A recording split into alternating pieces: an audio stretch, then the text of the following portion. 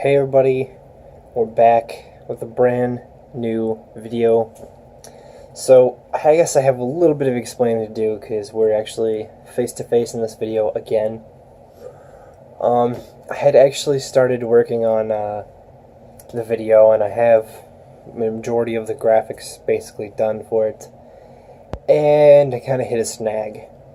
Unfortunately, the video editing software that I use, as well as the recording software that I use, were on trial, on like a trial basis, so it was like 30-day trial, because I had to stop paying for it. It was getting pretty expensive, and I was just using the trial to kind of do some extra stuff while I had time, and unfortunately they ran out, and I couldn't finish. Now, I could have used some different audio software. I know I have a free audio software thing on my computer that I could have used. Could have tried to still do it. Maybe just done it with like Windows Movie Maker or something. But just decided, screw it. It'd be a lot easier just to do it right here in camera, in person, like we usually do it. So unfortunately, you won't get to see the beautiful graphics I made. But nonetheless, we're going through our best albums of 2016 and my top 5 favorite songs of 2016 right now. And I'm not going to waste too much time. Let's keep this a little bit shorter and to the point. I've had a problem with the last 2 videos I've done, that they ran about 29-30 minutes, and unfortunately I guess my phone absolutely hates that and refuses to upload it at a speed anything faster than 1% every 24 hours, basically. And I don't know why. It did, like the corn video, just fine. It did that, you know, in 6-7 hours at the most, and that was like 28 minutes. Usually, you know, I know I have a slow internet, I know I have shitty internet, but it usually still uploads. I literally tried to upload the Trivium video, and it just flipped me the finger. I was like, no, I'm not going to do it. I literally let that sit for an 8-hour. I went to bed, and I slept for at least 8.5 hours. And by the time I woke up, it was like 2 or 3%. It hadn't uploaded at all, and so I figured, I'm gonna redo those. So, good news. Throughout the beginning of 2017, you're still gonna have some new videos from me, because I'm just gonna keep doing them. Gonna finish what I said I was going to, and get those redo the vlog as well. Well, actually, I might not redo the vlog. I might just try to get that to upload slowly over time if I have to, because I honestly don't think I could have done that vlog any shorter because of the topics and everything I crammed into it, and I kind of left some of the basis of that out. So anyway, enough of my ramblings. Just expect some more new videos, and they're going to be shorter. Actually, I think that might be something beneficial. I think people are gravitating towards the slightly shorter videos versus the long videos. And I also got some feedback about that, so I think we're going to stick to shorter videos from now on anyway. But anyway, we'll get into the best albums of 2016. But we're going to start with my top 5 favorite songs of 2016. So, number 5 is There Anybody Out There by Machine Head. Absolutely killer song. It was a single. It was just released by itself. It wasn't for promotion of an album. It was just released by itself. Machine Head absolutely loved their last record. Bloodstone and Diamonds was just... that band just keeps getting better and better over time, and that record was just kick-ass, and it has pretty much my favorite Machine Head song of all time, Game Over. I absolutely love that song. It's super relatable, and just one of those songs you just get into no matter what. It's one of those really great songs, and this was very kind of in that vein. This was a different kind of song, and they did some different stuff with it, but I actually enjoyed that. It didn't feel too generic, and it felt something cool, something new, and something unique and different. And it was kick-ass. Great song. So I definitely had to put it on the list. So there it is, my number 5. And going into my number 4, Embrace the Journey, Upraised by Killswitch Engage. Love this song. Actually, I literally just listened to this song not too long ago.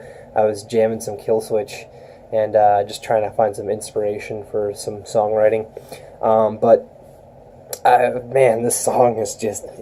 I think the first thing that really came out to me was it had that really early Killswitch heaviness to it, and on top of that, it has one of these unbelievably just kick-ass melodic parts to it, especially towards the end, where like Adam's kind of singing, and he sings his part out and kind of fades out the song. Absolutely love that. It always gets stuck in my head. Just an amazing song, so I had to put it on the list. So, number 3, Sunny Disposition by Avenged Sevenfold. This is off the Stage album. This is just a killer tune. One of my favorite parts about this is during the chorus, they get really kind of... I don't know how to exactly describe the, like, genre I'm thinking of, but it's like... it's really just... It's mellow, but it's really kind of like catchy. It's very rhythmic. And then they have like trumpets or horns or kind of some wind instruments. I meant to say wind instruments. Just ignore me.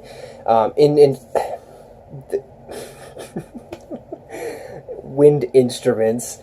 Apologies. That go over kind of the really rhythmic, mellowed out chorus. And that chorus is just ridiculously addicting to listen to. I think the first time I heard it, I had to go back and listen to that song at least 100 times. At least. It's definitely one of my favorites off that album, and definitely one of my favorites of the year. So, as my number 2, Generation Idiot by Nonpoint. Absolutely love this tune. It was this tune that actually got me this and... the other one, Divided and Conquer Them, which was off of The Poison Red, that really, just those two songs just really got me wanting to listen to this album and really excited for that album before it came out. Generation Idiot is definitely one of my hands-down favorite of the year. I'd even go to say it's one of my absolute favorite Nonpoint songs now. Definitely a killer track. I definitely think you guys should go listen to it. And, of course, my number 1 song of the year, my absolute favorite song of the year, Everything Falls Apart by Korn, off of their latest album. We just did the last review that should be out, should be the Korn review.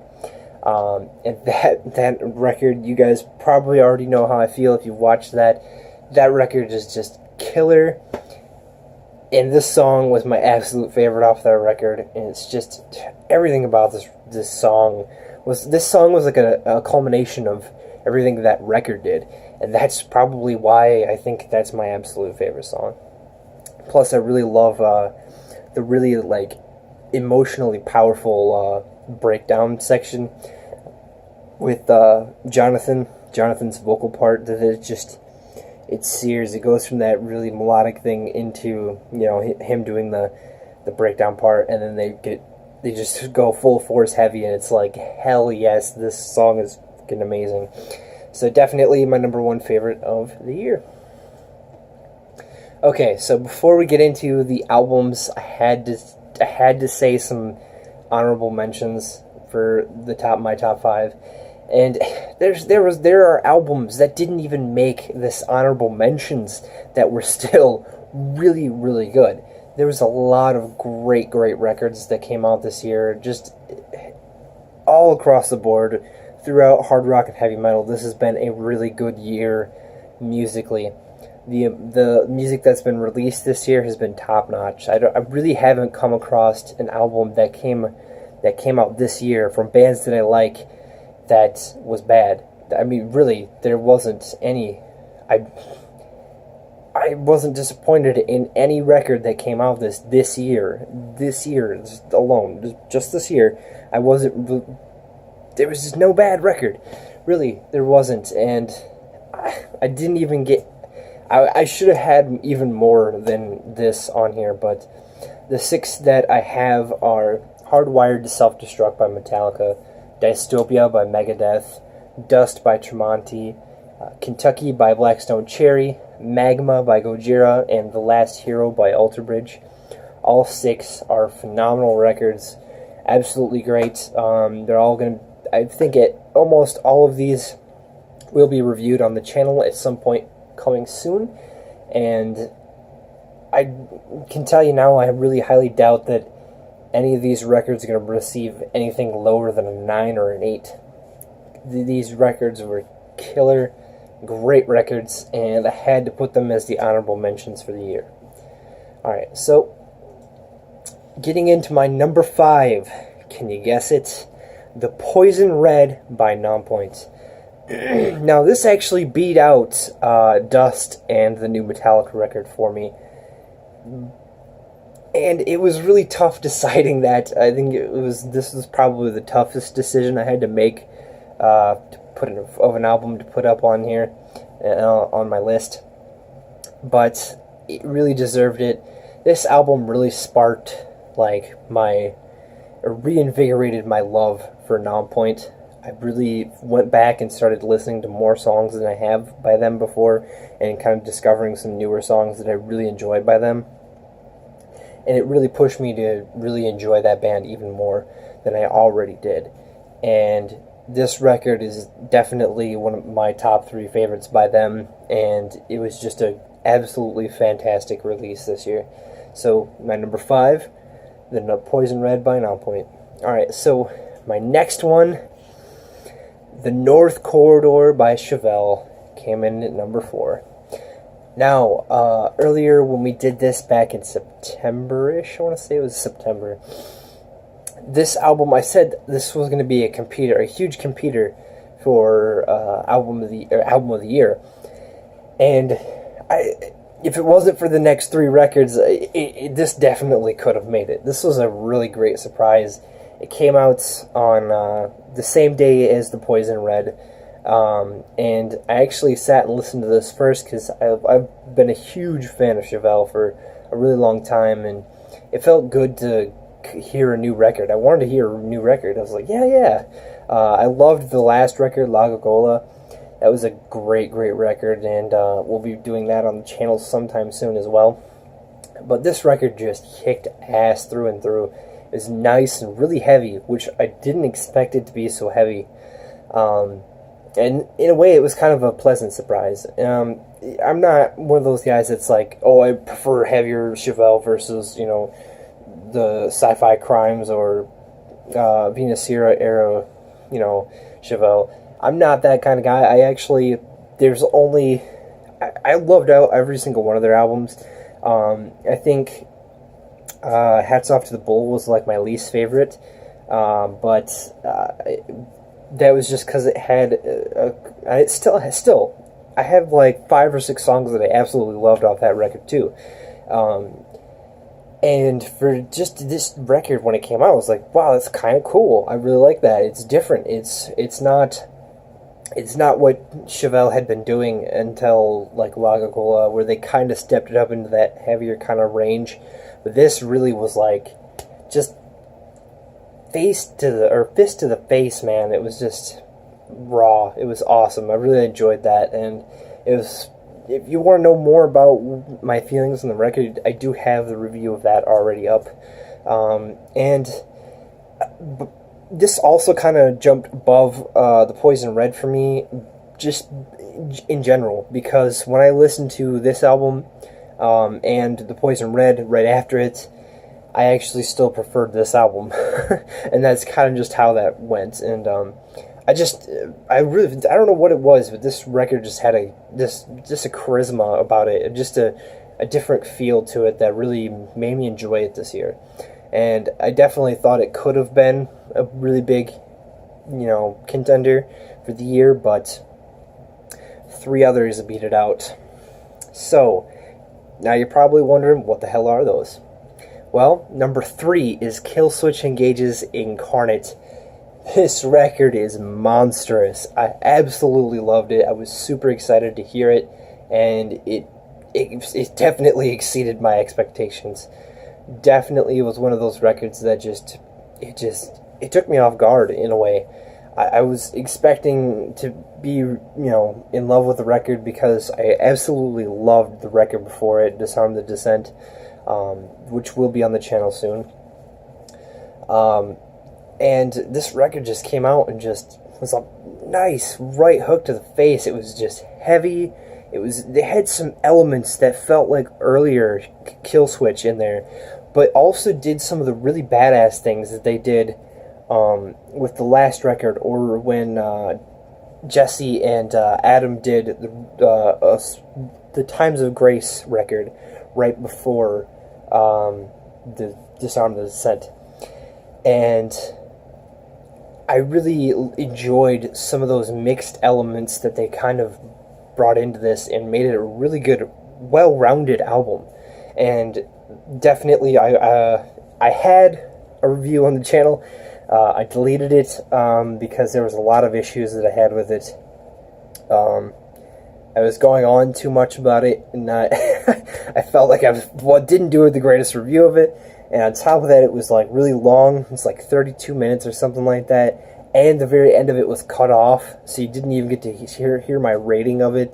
And it just turned out a disaster. So I kind of removed it from the channel, and we're going to be redoing the review very soon. I think it's going to be one of the first ones that I do past this first series of videos, which will be Trivium next, Metallica, and Avenged Sevenfold. I think those 3 are the last 3 that I have to do for this series, and then take a small break, and then we'll come back, and I think it'll be Incarnate and a couple other ones. I'm not going to spoil the rest of them. You have to find out when you find out. This record, it had a huge rating for me, and definitely is probably my... it's really hard to decide. It's real neck and neck between Alive or Just Breathing or Incarnate for me. That's how much I love this album, and of course it had to overtake the Poison Red and the North Corridor. It was just one of those records that I couldn't let go. It was definitely one of the big records of the year, and one of the ones I enjoyed the most. Okay, so for my number 2, it's The Stage by Avenged Sevenfold. This record was a huge surprise in so many ways. First off, the release of this album was so badass. How they did it was so cool. I really enjoyed it. It was just one of those moments where you can't not enjoy how they released this.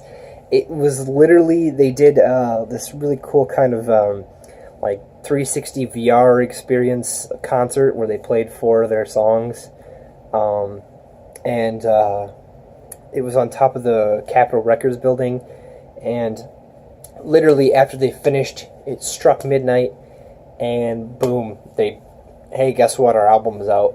And it's just like that, no warning, no real follow-up. There was they released the single, The Stage, like 2 weeks before, and they mentioned nothing of an album coming anytime soon, and then bam, they released it. It was a complete surprise. They did a really, really good job about keeping it a huge secret. Definitely the best kept secret of 2016. But what was even better about this record is when it came out, I actually sat and listened to it, and I absolutely fell in love with this. This is my absolute favorite Avenged Sevenfold record. It's also, I think, the first Avenged Sevenfold record from top to bottom that I absolutely love every song on it.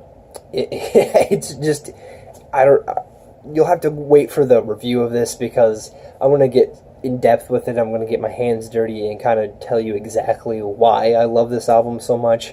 But it's just an absolutely great record, and definitely deserved number 2 on this list. So, before we get to number one, I wanted to take a few minutes to say a couple of things about the year and to do something really kind of, I think, what we need to do as a community. So, 2016 has been unbelievable. Like, you've seen the honorable mentions. All 6 of those records were phenomenal. All of the records, all 4 records that I've already named off in my top 5 have been absolutely phenomenal. I haven't really been disappointed in a release at all this year, and I think a lot of people feel the same way. There was a lot of great releases in the genre this year, and you just can't. I don't know. Maybe somebody out there will argue that some releases weren't that great or whatever, but in my opinion, it's been an absolutely great year for music this year. Now, however, we've had actually a lot of loss this year, on top of all kinds of other crazy social happenings, I guess you could say, that have been just awful, that have made this year awful. Literally, we're 2 days away from being at the end of 2016, and I think we have probably one of the biggest celebrity death tolls in years this year. We've lost a lot of great rock stars as well, and so I wanted to kind of have a small moment in this video to give like a moment of silence for all the idols and icons and rock stars that we've lost, people that meant something to the genre, even from a little bit into 2015, from just in the past, in general. I think it's time to give a little, moment of silence to kind of pay us some respect to where we come from, where the music we love comes from, and kind of just give, just a moment of respect, basically. So let's take a quick moment of silence. Okay, thank you. So, you guys want to know, I know you do, that's probably the only reason you stuck around for 22 minutes, is to know what my number 1 favorite album of the year is. And if this surprises you in any way, you must be new to the channel. You must not have seen any of my reviews, especially not lately, and you must not know me very well. But if you're not surprised, come on. So this is my number 1 favorite album of the year, Korn's The Serenity of Suffering. We just did the review on this, and I literally gave this album the highest rating I've given an album on my channel to date, as well as literally every single song, all 11 tracks, getting a 5 out of 5 each. This record was just monstrous, incredible. I absolutely loved the hell out of this record. I can't stress it enough. If you are a Korn fan, go buy the hell out of this record. Don't buy 1 copy, buy like 12. This deserves it. It's one of those records that this is just absolutely amazing as a record, as a metal record, even if you wanted to count it as a hard rock record, fuck it. This record is just that good. It stands on its own. It kicks ass left and right. Top to bottom, this record is hands down one of the best of the decade. I'm going to say that even though we're not done with the decade yet, and there's possibility of other bigger, better records coming out, I'm going to go ahead and be ballsy and say that this is the best record of the decade. That's how much I love the fuck out of this record. Pardon my language, but it needed to be said. It needs to be stated. It needs to be out there. This record is so good. You guys gotta go buy it. That's my... If I have any contribution to helping you guys get into music or going towards to see new music, to listen to albums that you haven't listened to yet, this is the one record out of anything else I can refer you to go listen to at all. This is the one record I strongly recommend. I absolutely love it. It's great. It's got everything I love about Korn. It's got plenty of new stuff that I just didn't expect. It's got an awesome guest appearance on one of the songs. It's got just memorable lyrics, meaningful lyrics, relatable lyrics. Just from top to bottom, it kicks ass. It deserved this spot in my book. And there you go. There's my number one of the year. So that's my top 5 favorite albums of the year, my top 5 favorite songs of the year. I hope you guys enjoyed. I know it's about another 25-minute video, but it's kind of hard not to do that with this video. There's 10 things we had to go through, and on top of that, extra stuff that I probably didn't need to ramble on about, but I did. So I hope you guys enjoyed, and you know what? Goodbye, 2016. I'll see you guys in 2017. I hope you enjoyed.